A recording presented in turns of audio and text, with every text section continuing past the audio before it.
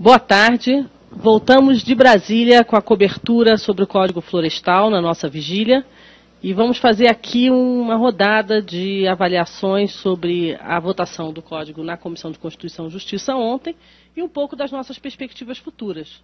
E nós vamos começar ouvindo André Lima, do Instituto de Pesquisa Ambiental da Amazônia, o IPAM. André, o que você achou da votação ontem?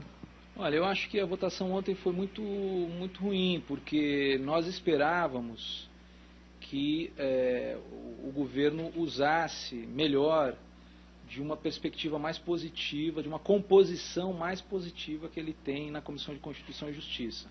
Das comissões em que o Código Florestal vão tramitar, a de Constituição e Justiça é a que o governo tem uma melhor composição, uma composição, digamos, menos tendenciosa do ponto de vista setorial e, portanto, seria ali um ambiente mais favorável para promover alguns ajustes básicos, essenciais, para que depois, nas comissões de mérito, outras discussões pudessem ser feitas, né? Principalmente os ajustes referentes às questões jurídicas, né?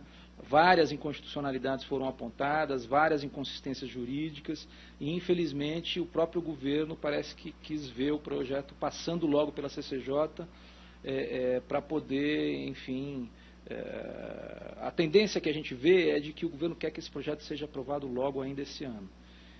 Apesar de ter parlamentares do governo que estão muito afinados e alinhados com o tema da sustentabilidade, querendo fazer os ajustes necessários, o governo está querendo agilizar esse processo. Então isso foi um primeiro sinal, na nossa visão, negativo, e que nós vamos ter que trabalhar com mobilização, com mais articulação, para ver se nas comissões de mérito a gente consegue reverter essa situação. Nós tivemos ontem a participação do senador Romero Jucá, que é líder do governo, que foi lá para manifestar a defesa da proposta de que não houvessem os destaques e as emendas. E o senador Jucá também foi autor de um conjunto de emendas, né? Nós tivemos no total 96 emendas apresentadas ao projeto na Comissão de Constituição e Justiça, e acho que umas 4 ou 5 são do senador Romero Jucá, algumas delas focadas em diminuir a restrição de uso nas regiões de lavrado. Essa posição do líder do governo já não demonstra também uma demanda que ele defende, que pode vir a interferir na posição do governo em relação a isso? Como é que você vê isso? Eu acho que, na verdade, o senador Jucá, bom, ele é do PMDB, né? O PMDB foi o partido que mais batalhou e mais trabalhou de forma coesa dentro da Câmara dos Deputados para aprovar o relatório do deputado Aldo. E parece que está fazendo o mesmo no Senado, ou seja, se havia alguma expectativa de que o PMDB no Senado, em função de ter alguns parlamentares mais autônomos, digamos, pudesse relativizar um pouco essa tendência, a presença e a participação do senador Jucá ontem, tanto em nome do governo, como, obviamente, como uma liderança do PMDB, dando o tom, né, que ao fim e ao cabo foi o que prevaleceu na Comissão de Constituição e Justiça, demonstra que o PMDB, que não é da base aliada do governo, é preciso dizer isso, o PMDB é governo, né, e, portanto, vai dividir um pouco o cenário aí com o senador Jorge Viana, que digamos, vocaliza, né, as intenções do PT e do governo, mas tem um pouco que dividir esse louro aí com o PMDB. Então, acho que aí é que está a tensão. 2 relatores, um do PMDB, um do PT, um relator mais disposto a promover ajustes mais substanciais, outro que, pelo que a gente viu, não pretende fazer nenhuma grande mudança. Então, nós vamos continuar vendo se reproduzir essa esquizofrenia governista e que, por enquanto, quem está levando a melhor são os ruralistas. E a gente vê pelo conjunto de emendas, inclusive essas do senador Romero Jucá e de outros parlamentares que são da base aliada, ainda uma tendência de tentar manter, né, a questão da anistia e a questão da possibilidade de novos desmatamentos, no momento que prevê a redução de reserva legal nessas áreas de lavrado para 20%. Isso não se choca com compromissos assumidos pela presidente Dilma durante a campanha eleitoral? Olha, tudo isso aqui é um pouco de avaliação quase que em tempo real do que está acontecendo. Acho que parece que a presidente Dilma não está sendo informada do que está acontecendo, né? Isso está sendo tratado ainda no Senado de forma fechada, né? Não há por parte do centro, do núcleo do governo, né, no Palácio, na Secretaria de Relações Institucionais, movimentação no sentido de tentar agir preventivamente, e se desenha mais do mesmo. Quer dizer, é muito provável que o governo acorde quando tiver que promover ajustes significativos na Comissão de Meio Ambiente, sem ter uma maioria, e muito provavelmente num contexto ou numa conjuntura política em que outros temas relevantes para o governo estarão sendo debatidos, como, por exemplo, o orçamento, né? Novembro, dezembro é época de discussão de orçamento para o ano subsequente, e o governo acaba ficando refém dessas agendas maiores, entre aspas, em que o governo dá prioridade, e o Código Florestal acaba entrando como o boi de piranha, né? Quer dizer, a moeda de troca.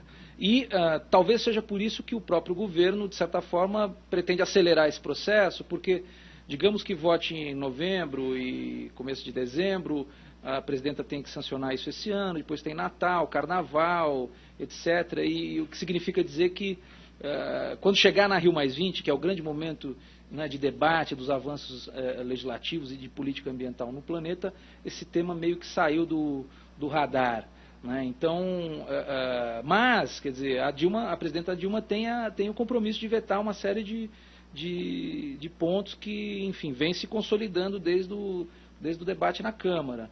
O problema é que em que momento, né, qual será a conjuntura política, né, o contexto político do momento do veto. Isso vai ditar a condição da presidenta cumprir ou não seu compromisso em função de outros fatores mais ou menos relevantes para o governo. Raul, o que você avalia sobre isso? Eu queria complementar aqui um pouco o que o André colocou sobre essa história do veto da Dilma, né? Todos nós estamos nos fiando de que a presidenta vá cumprir com a sua palavra, que ela assumiu perante a sociedade, perante, né, as ONGs no primeiro momento, depois perante a campanha da senadora Marina Silva. Mas a verdade é que não só tem uma questão política, como o André coloca, de que pode ser que no momento em que seja necessário o veto, você tem um conjunto de pressões, né, dentro do Palácio que impeçam que ela possa vetar e cumprir com aquilo que ela prometeu. A gente percebe que o governo Dilma tem 9 meses e já caíram 4 ministros, né?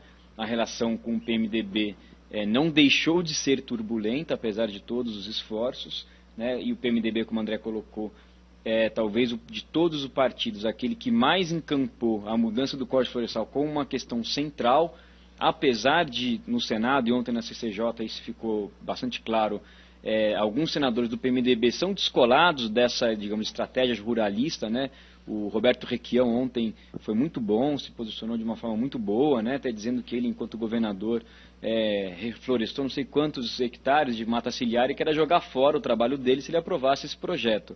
Mas na hora do voto votou a favor? Não votou a favor, não.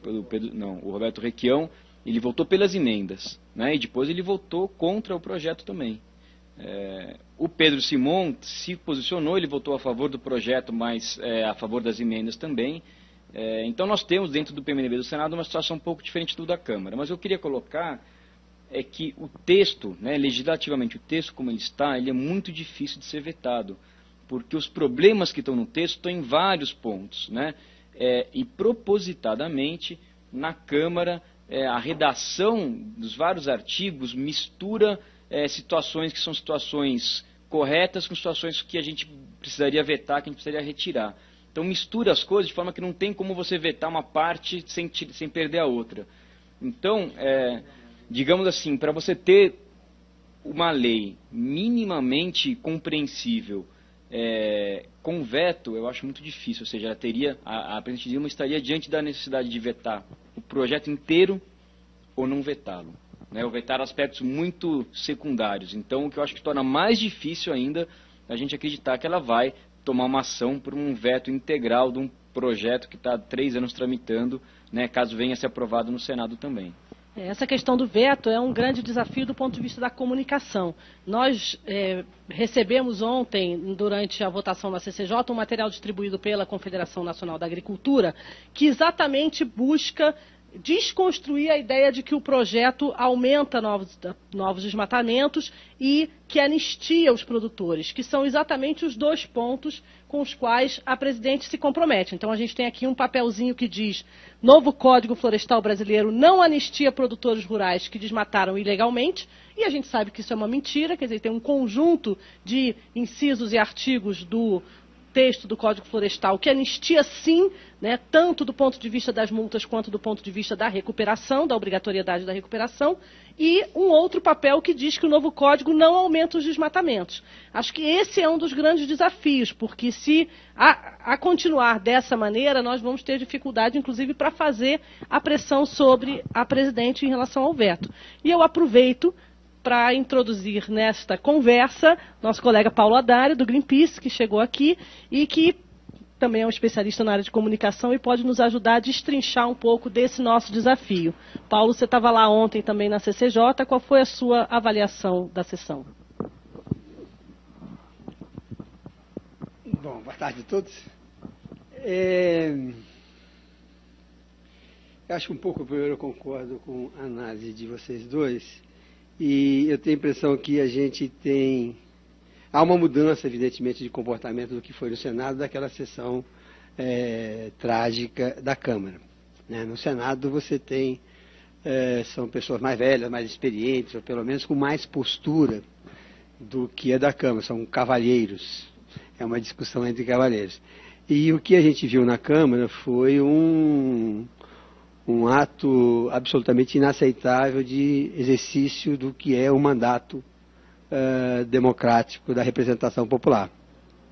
Foi uma insurreição e o cenário, em tese, no Senado, é muito mais adequado para uma discussão ponderada da questão das mudanças que são necessárias no Código Florestal do que aquela insurreição deslocada da Câmara. O problema é que os dois componentes do que foi aquela noite trágica da Câmara e todo o processo que levou àquela noite trágica da Câmara estão presentes no Senado. Um deles é a omissão do governo. O governo continuou omisso no processo. Eu acho que a presidente Dilma, e particularmente o núcleo central do governo, acompanha essa questão como se fosse à distância, como se fosse uma questão desimportante do conjunto de temas que estão em discussão na casa e que estão preocupando a mente da presidente. E uma amostra dessa acompanhamento, dessa desimportância que o governo está dando a esse tema, é que a presidente Dilma ontem falou na Assembleia Geral das Nações Unidas. Ela abriu a Assembleia Geral das Nações Unidas e foi a primeira mulher a fazer isso. Né? Ela poderia ter aproveitado e feito uma fala para o mundo da situação do planeta, da situação do mundo hoje. E ela tocou em vários temas fundamentais para nessa análise do estado do planeta, né? No momento que a gente está. Ela falou de política, ela falou de saúde, ela falou do cenário de crise internacional e ela omitiu a questão ambiental. No momento, e há poucos meses, das negociações finais para a realização da Rio+20 no Brasil.